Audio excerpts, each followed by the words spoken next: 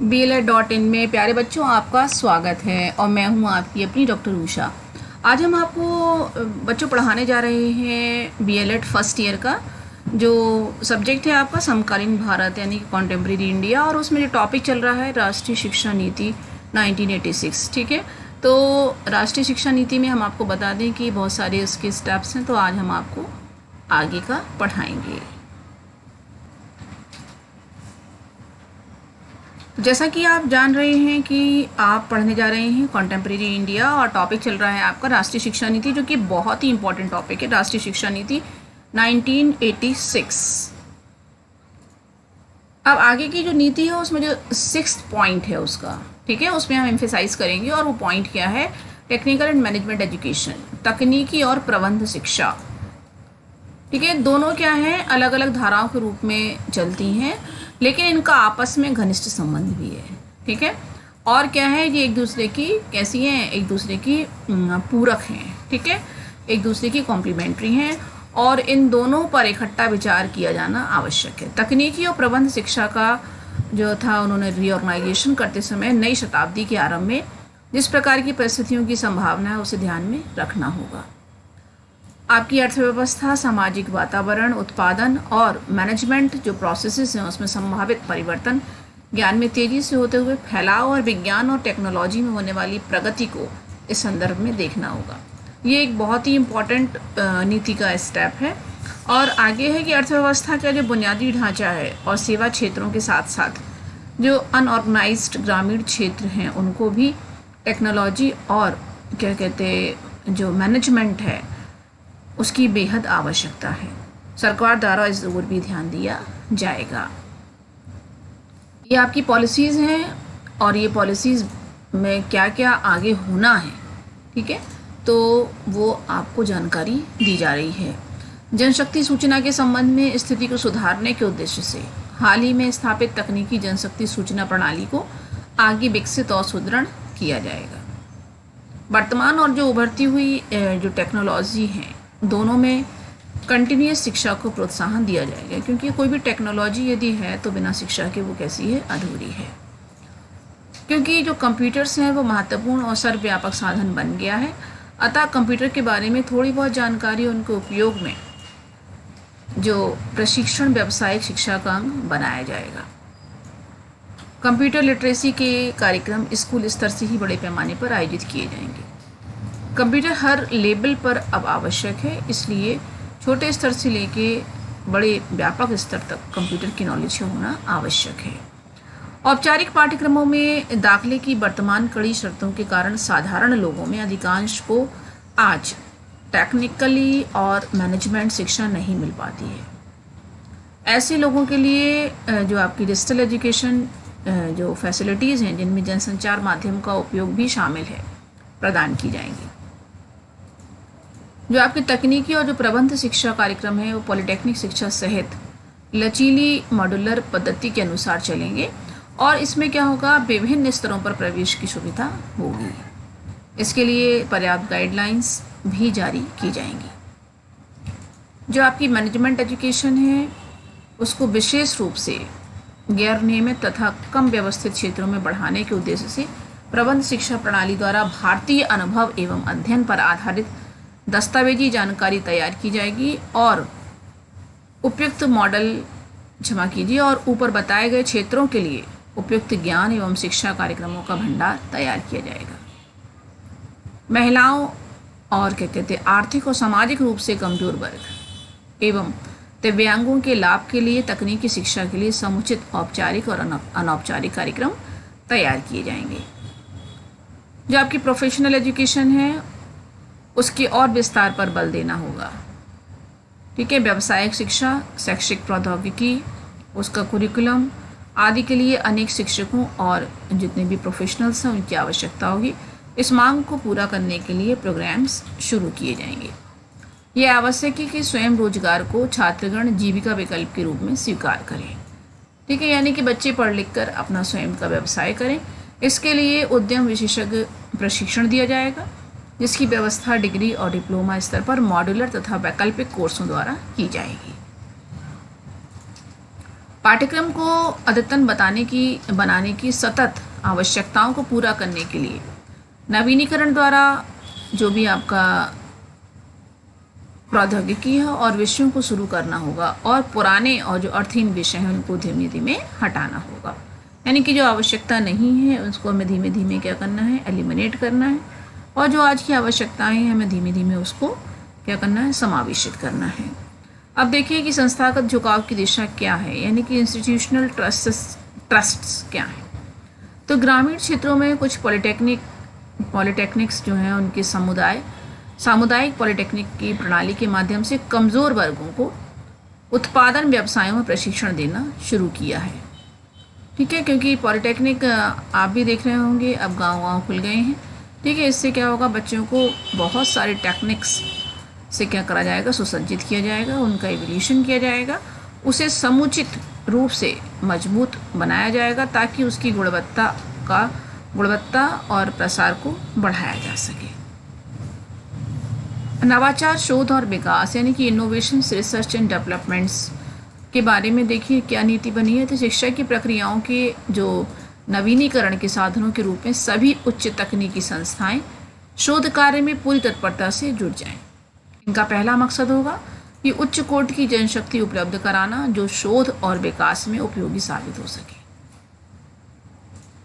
विकास के लिए शोध कार्य, ठीक है, टेक्नोलॉजीज़ में सुधार, नई देसिस टेक्नोलॉजीज़ के इजाद और उत्पादन और उत्पादकता की ज़रूरतों को पूरा करने से संबंधित होगा। टेक्नोलॉजी में होने वाले परिवर्तन पर नज़र रखने और नए आविष्कारों का अनुमान लगाने के लिए भी उपयुक्त व्यवस्था की जाएगी। इस क्षेत्र में विभिन्न स्तरों पर काम करने वाली जो संस्थाएं हैं और उनका उपयोग करने वाली जो प्रणालियों के बीच सहयोग, सहकार, आदान प्रदान के रिश्ते कायम करने के लिए अवसरों का पूरा लाभ उठाया जाएगा। उचित रखरखाव और रोजमर्रा के जीवन में नए नए प्रयोग करने और उन्हें सुधारने को मनोवृत्ति को व्यवस्थित ढंग से विकसित किया जाएगा। ये पॉलिसीज़ हैं। इस क्षेत्र में जितने भी विभिन्न स्तरों पर काम करने वाली संस्थाएं हैं और उनका उपयोग करने वाली प्रणालियों के बीच, ठीक है, आपस में एसोसिएशन ज़रूरी है, तो उनका आपस में एसोसिएशन का ध्यान रखा जाएगा। ठीक है, आगे हम देखेंगे कि सभी स्तरों पर दक्षता और प्रभावकारिता बढ़ाना, यानी कि promoting efficiencies and effectiveness at all levels. जो आपका टेक्नोलॉजी और मैनेजमेंट शिक्षा जो है वो बहुत खर्चीली होती है, तो लागत के हिसाब से इसको कारगर बनाने, ठीक है, क्योंकि पैसा बहुत खर्च होता है, लेकिन उसके बाद क्या है कि उसका कुछ आउटपुट निकल रहा है कि नहीं निकल रहा है। तो भाई हमारा जितनी लागत लगी है उस हिसाब से उसका आउटपुट भी निकलना चाहिए। तो उसके लिए क्या करना है, हमें उसको अट्रैक्टिव बनाना है। ठीक है, आधुनिकीकरण को उच्च प्राथमिकता दी जाएगी और जो पुरानापन है उसको हटाया जाएगा। आधुनिकीकरण में हम ये नहीं कहेंगे कि हमें सिर्फ एक महज फैशन के तौर पर या प्रतिष्ठा चिन्ह के रूप में नहीं, बल्कि उसमें कैसी हो, फंक्शनल एफिशिएंसीज हों, ठीक है, जो आगे हमें कुछ दे कर जाए। तो कार्यात्मक क्षमता बढ़ाने के लिए अपनाया जाएगा। जो संस्थाएं समाज को और उद्योगों को अपनी सेवाएं देने की क्षमता रखती हैं, ठीक है, उन्हें ऐसे अवसर देकर अपने लिए संसाधन जुटाने के लिए प्रोत्साहित किया जाएगा। उन्हें अद्यतन शिक्षण संसाधनों, पुस्तकालयों और कंप्यूटर सुविधाओं से सुसज्जित किया जाएगा। पर्याप्त छात्रावास व्यवस्था होगी, विशेषता लड़कियों के लिए की जाएगी। खेल कूद, रचनात्मक कार्य और सांस्कृतिक गतिविधियों के लिए सुविधाएं बढ़ाई जाएंगी। प्रशिक्षकों की भर्ती में ज़्यादा प्रभावशाली प्रक्रियाओं का प्रयोग किया जाएगा। ठीक है, वृत्ति का विकास के अवसरों, सेवा शर्तों, कंसल्टेंसी के मानदंडों और अन्य सुविधाओं को भी सुधारा जाएगा। शिक्षकों को बहुमुखी भूमिकाएं निभानी होंगी, जैसे कि शिक्षण की अनुसंधान, शिक्षण सामग्री तैयार करना और संस्था के प्रबंध में हाथ बटाना। संकाय सदस्यों के लिए सेवा पूर्व और सेवाकालीन प्रशिक्षण अनिवार्य कर दिए जाएंगे और पर्याप्त प्रशिक्षण रिजर्व उपलब्ध किए जाएंगे। यानी कि जो भी अपने क्षेत्र में जाएगा वो कैसा होगा, उसको पूरी तरह से ट्रेंड किया जाएगा और समय समय पे जो भी ट्रेनिंग्स आएंगी वो उस संस्थान में कार्य करने वालों को लेनी होगी।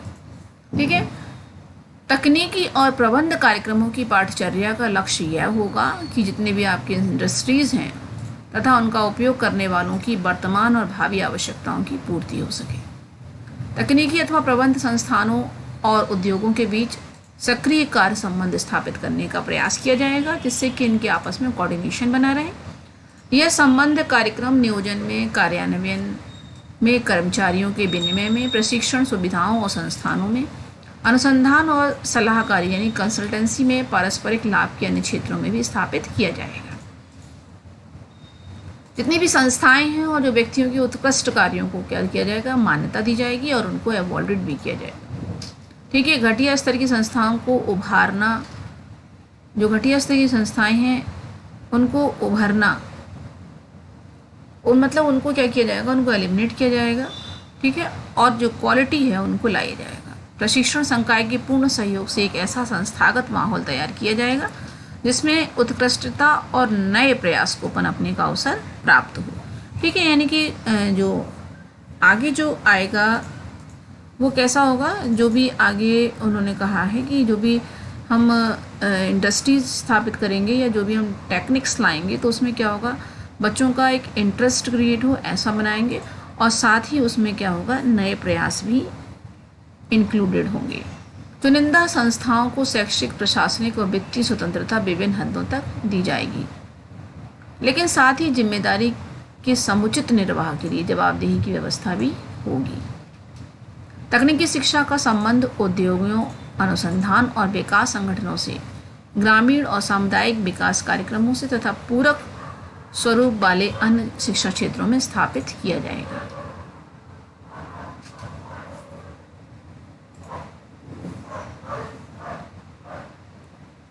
Management functions and changes.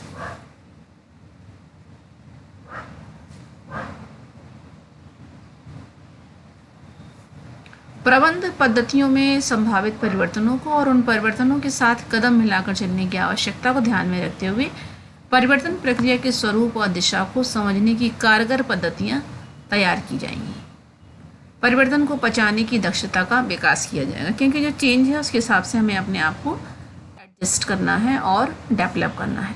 इस कार्यक्रम के जो भी सिंथेसिस स्वरूप हैं उनको ध्यान में रखते हुए मानव संसाधन विकास मंत्रालय इंजीनियरिंग, व्यावसायिक और प्रबंध शिक्षा के बीच संतुलित विकास का समन्वय करेगा। इसी प्रकार जो आपके टेक्नीशियंस हैं और जो आपके शिल्पकार हैं, तो शिल्पियों की शिक्षा को भी समन्वित किया जाएगा। व्यावसायिक संघों को प्रोत्साहित किया जाएगा और उन्हें इस योग्य बनाया जाएगा कि वे तकनीकी और प्रबंध शिक्षा की प्रगति में अपनी भूमिका निभा सकें। अखिल भारतीय जो तकनीकी शिक्षा परिषद को विधिक प्राधिकार प्रदान किया जाएगा। परिषद इस प्राधिकार के द्वारा तकनीकी शिक्षा का नियोजन करेगी। स्तरों और मानदंडों का निर्धारण और अनुरक्षण, प्रत्यापन, प्राथमिकता प्राप्त क्षेत्रों के लिए फाइनेंशियल व्यवस्था भी की जाएगी। ठीक है, अनुश्रवण और इवैल्यूएशन, प्रमाणन एवं पुरस्कारों की समकक्षता का निर्वहन होगा। तकनीकी और प्रबंध शिक्षा के बीच आपस में कोऑर्डिनेशन से सब कार्य संपन्न कराए जाएंगे। समुचित रूप से गठित एक मान्यता प्राप्त बोर्ड निश्चित अवधियों पर कार्यक्रम रूप से तकनीकी शिक्षा की प्रक्रिया का क्या करेगा, इवैल्यूएशन भी करेगा कि आखिर कार्य कैसा हो रहा है, कैसा चल रहा है। शिक्षा प्रमाणों को बनाए रखने तथा अन्य माकूल कारणों को ध्यान में रखकर तकनीकी और व्यावसायिक शिक्षा के व्यापारीकरण को रोका जाएगा। ठीक है, कि कहीं कुछ भी गलत ना हो रहा हो, इसको रोका जाएगा। इसके विकल्प के रूप में स्वीकृति मानदंडों और सामाजिक लक्ष्यों के अनुरूप इन क्षेत्रों में निजी और स्वैच्छिक प्रयासों को शामिल करने की जगह नई पद्धति तैयार की जाएगी।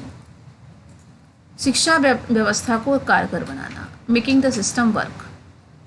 यह स्पष्ट है कि शिक्षा से संबंधित ये तथा अन्य बहुत से नए कार्यक्रम अर्थव्यवस्था की दशा में नहीं किए जा सकते। शिक्षा का प्रबंध चरम बौद्धिक अनुशासन और गंभीर स्वदेशिता की मांग करता है।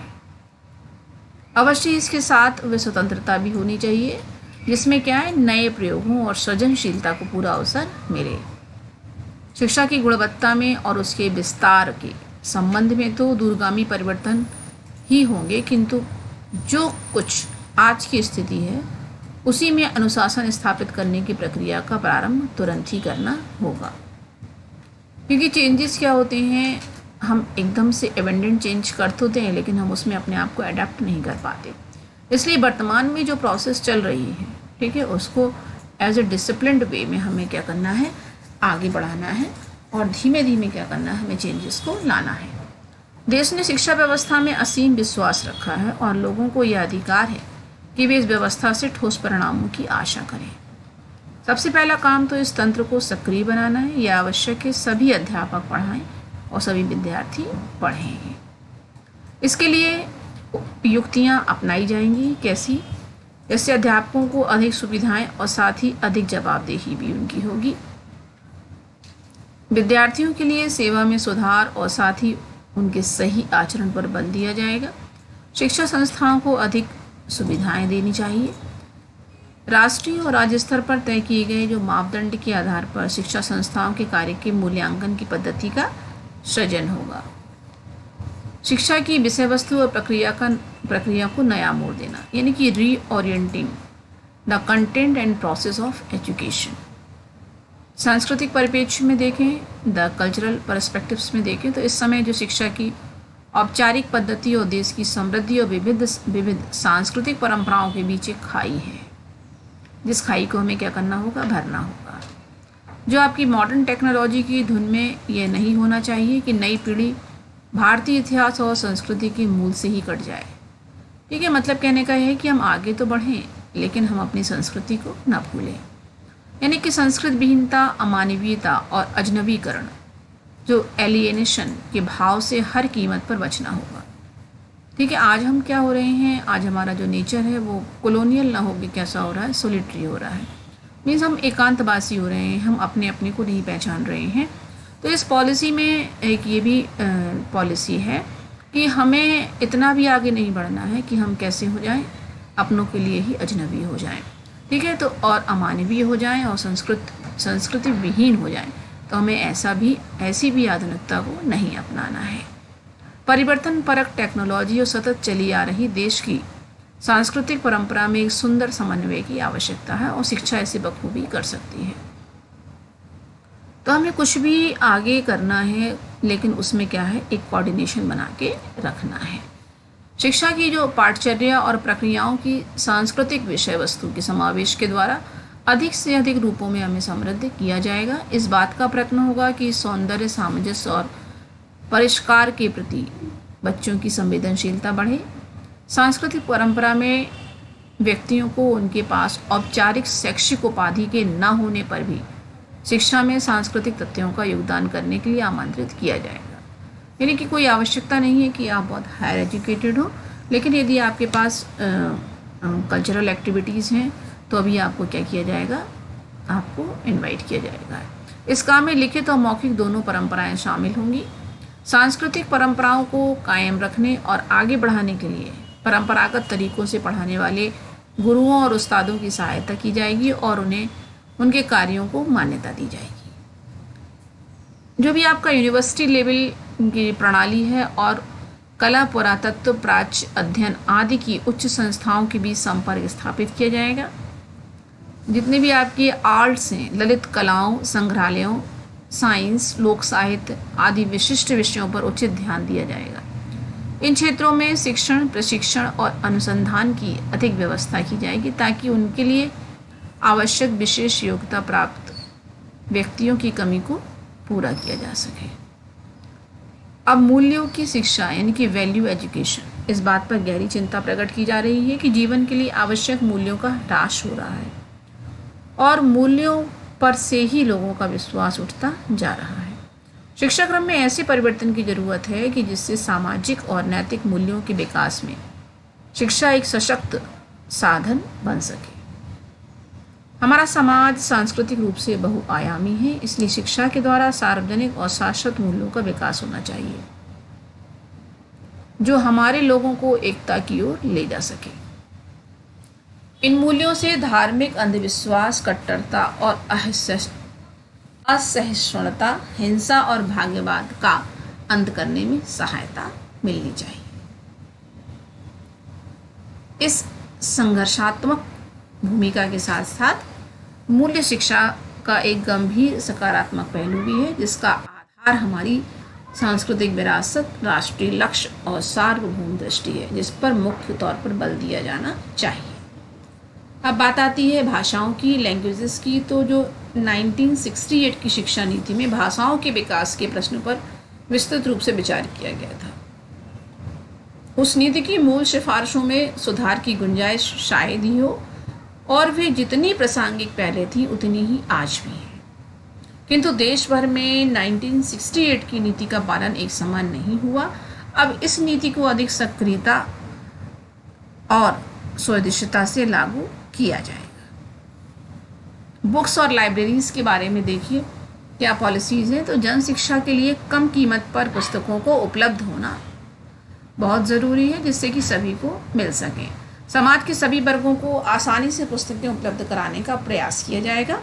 साथ ही पुस्तकों की जो क्वालिटी है, जो गुणात्मकता है, उसको सुधारना, पढ़ने की आदत का विकास करना, और जो सृजनात्मकता है यानी कि सृजनात्मक लेखन को प्रोत्साहन करने के लिए कदम उठाए जाएंगे। लेखकों के हितों की रक्षा की जाएगी। ठीक है, जो फॉरेनर बुक्स हैं, जो विदेशी पुस्तकों के भारतीय भाषाओं में अच्छे अनुवादों को सहायता दी जाएगी। बच्चों के लिए अच्छी किताबों के निर्माण पर विशेष बल दिया जाएगा। इनकी पाठ्य पुस्तकों और अभ्यास पुस्तकें भी क्या होंगी, शामिल की जाएंगी। पुस्तकों के जो विकास के साथ साथ लाइब्रेरी के सुधार के लिए और नए पुस्तकालयों की स्थापना के लिए एक राष्ट्रव्यापी अभियान चलाया जाएगा। प्रत्येक शैक्षिक संस्था में पुस्तकालय की सुविधा के लिए प्रावधान किया जाएगा और जो पुस्तकालय अध्यक्षों के स्तरों को सुधारा जाएगा। अब देखिए संचार माध्यम और शैक्षिक प्रौद्योगिकी में क्या पॉलिसीज हैं, यानी कि मीडिया एंड एजुकेशनल टेक्नोलॉजी। आधुनिक संचार प्रौद्योगिकी से यह संभव हो पाया है कि जो पहले की दशाब्दियों में शिक्षा को जिन अवस्थाओं क्रमों से गुजरना पड़ता था, उनमें से कईयों को क्या लांग कर आगे बढ़ाया जाए। ठीक है, इस टेक्नोलॉजी से देश और जो अपने डिफरेंट इरास थे के बंधनों पर काबू पा सकना संभव हो गया है। हमारा समाज दो खंडों में बटा ना रहे, इसके लिए आवश्यक कि शैक्षिक प्रौद्योगिकी संपन्न वर्गों के साथ साथ उन क्षेत्रों में पहुँचे जो इस समय अधिक अभावग्रस्त हैं। ठीक है, यानी कि मीडिया के माध्यम से हमारी जो एजुकेशन है वो उस हर कोने में पहुँचे जहाँ अभी तक नहीं पहुँच पाई है। आगे जो आपका जो शैक्षिक प्रौद्योगिकी का जो प्रयोग है, उपयोगी जानकारी के लिए, अध्यापकों के प्रशिक्षण और पुनः प्रशिक्षण के लिए, शिक्षा की गुणवत्ता को सुधारने के लिए, कला और संस्कृति के प्रति जागरूकता और स्थायी मूल्यों के संस्कार उत्पन्न करने के लिए किया जाएगा। यानी कि टाइम टू टाइम जितने भी हमारा शिक्षक वर्ग है वो जिस क्षेत्र में है उस क्षेत्र में उसको ट्रेंड किया जाएगा।